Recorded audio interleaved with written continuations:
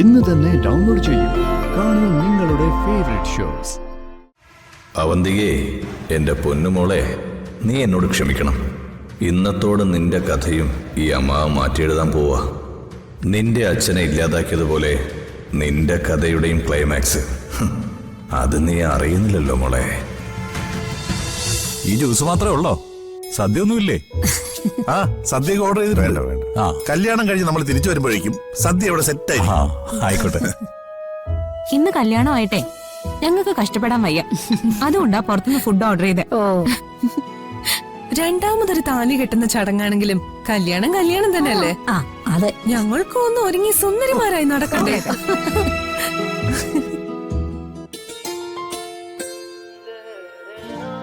അല്ല, ഇവിടെ ഇങ്ങനെ നിന്നാ മതിയോ? അർച്ചനടുത്ത് ഒരുക്കണ്ടേ?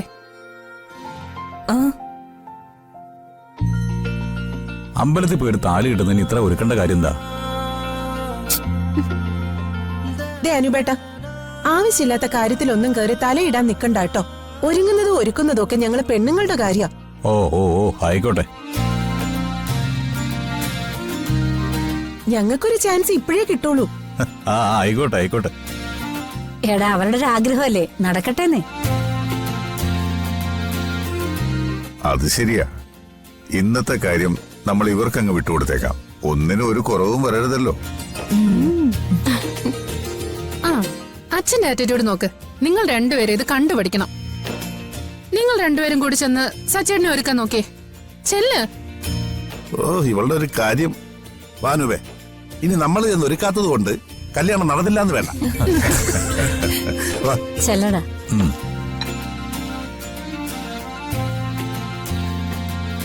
ആ ഫോട്ടോഗ്രാഫർ പോയോ? അയാളിനി അമ്പലത്തിലേക്ക് എത്തും. എന്തു പറ്റി?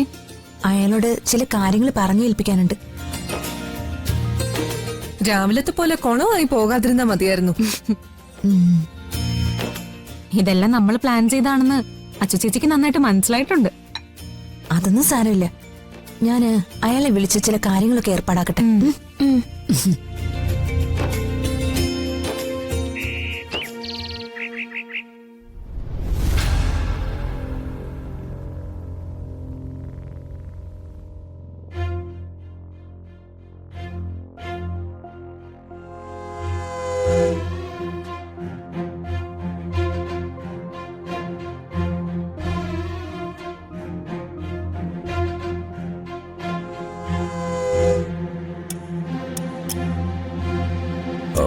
അവിടെ ഇപ്പൊ കല്യാണത്തിനുള്ള ഒരുക്കങ്ങൾ തുടങ്ങി കാണും.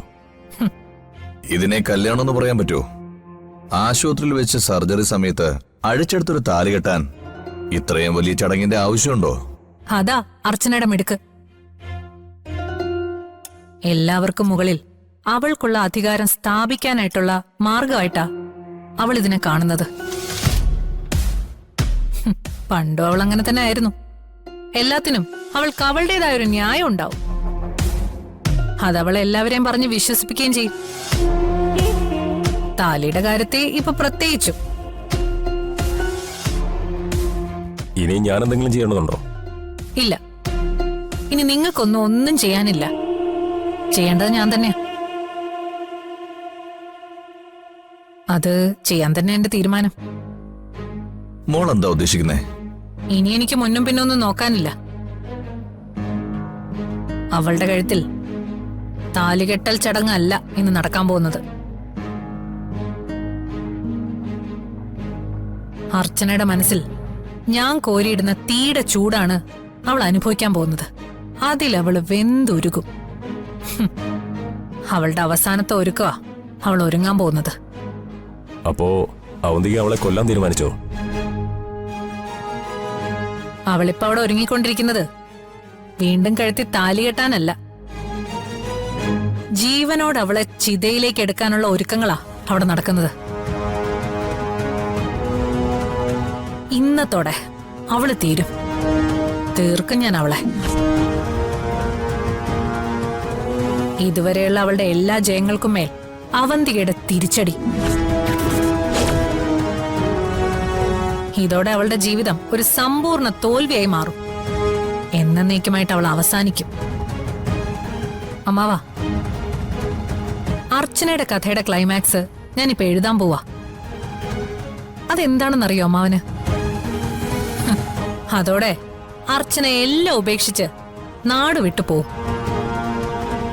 നെല്ലിശ്ശേരിയിലെ സേതുമാധവനും മക്കളും 4 പാടും ചിതറും. പിന്നെ കാണാൻ പോകുന്നത് അവന്തികയുടെ കഥയായിരിക്കും. അവന്തികയുടെ വിജയത്തിന്റെ കഥ.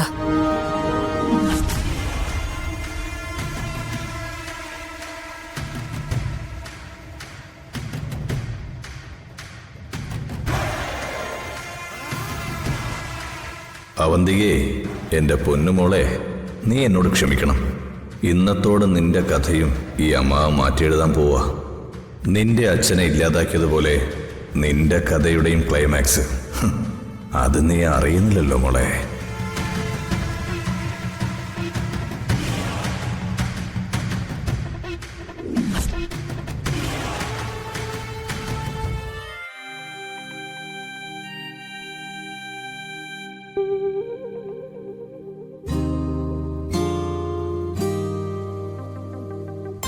മീരെ, ഇവരുടെ ജാതകത്തിലെ 2 വിവാഹത്തിനുള്ള യോഗം കാണും.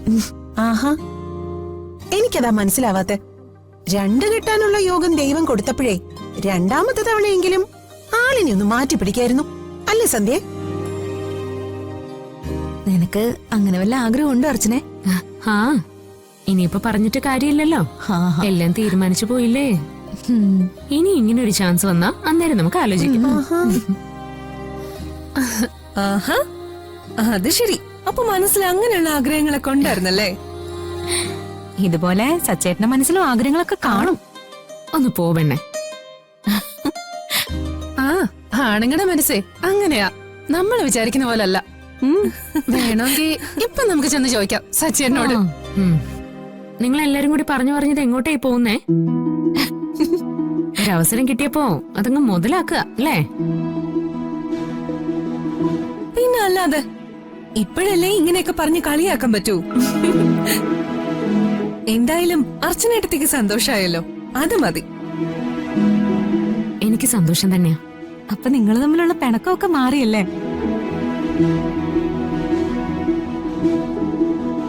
പിണക്കം മാറ്റാനുള്ള മരുന്നൊക്കെ സച്ചിയുടെ കയ്യിലുണ്ടല്ലോ, അല്ലേ അർച്ചനെ? ആ അതെ, ഭാര്യയും ഭർത്താവും തമ്മിൽ പിണങ്ങിയാൽ അങ്ങനെയാ. ഒരു 2 ദിവസം മിണ്ടാതെ മസിലും പിടിച്ചങ്ങ് നിൽക്കും. അത് കഴിയുമ്പോ എല്ലാം തീരും. അനുപേട്ടനും മീരേട്ടത്തെയും തമ്മില് ഇതുപോലെ പിണങ്ങിയിട്ടുണ്ടോ? ഏയ്, അനൂപ് ഒരു പാവത്താനല്ലേ, അല്ലേ? അത്ര പാവൊന്നുമല്ല. ചില നേരത്തെ ഈ കാട്ടുപോത്തിന്റെ സ്വഭാവം. ഞങ്ങളുടെ ഏട്ടനെ കുറിച്ച് കുറ്റം പറഞ്ഞോണ്ടല്ലോ. ഓ പിന്നെ ഒരു ഏട്ടൻ. എടി എടി, ആഹാ, എല്ലാരും കൂടെ എന്റെ ചെറുക്കന്റെ കുറ്റം പറയാണല്ലേ? മീരെടുത്തിയാ